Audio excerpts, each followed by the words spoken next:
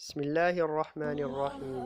السلام عليكم ولا له شرفت له أولادك يوسف وعاوي إذن ولا دونا فإذنك لغاه القرآن الكريم أد أي أفر بدنهم بل سإن رأيان كتلمام دونا قرآن كوحو كرديا كالسوني ذا أضونك أنكوك الله سبحانه وتعالى قرآن كوحا لغاه لدينا شو يحسلوني قرآن كوحو حوجا حريرك أولحي أضونك يا الله qur-aanku wuxuu zuuliyaa welwelkiiya walaaca iyo ciriiriga nafsada.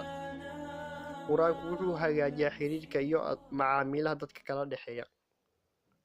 qur-aanku wuxuu kordhiyaa kalsoonida qofka uu ku qabo allah iyo rumaynta qadarta eebe. qur-aanku wuxuu qofka ka difaaca weerarada uu shaydaanka ku hayo qalbiga bini'aadanka. qur-aanku wuxuu qofka akhrinayo uu markhaati uga noqdaa maalinta qiyaamaha. qur-aanku wuxuu qalbiga ku beeraa farxad wuxuuna ka ilaaliyaa oo dhan. qur-aanku waa daawo iyo naxariis. allow qalbigeena wehel uga yeel.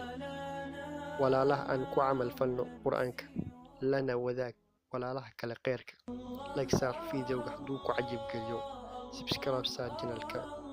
waad ku mahadsantihiin daawashadiina dhegeysigiina. wajazaakum allahu khayran. والسلام عليكم.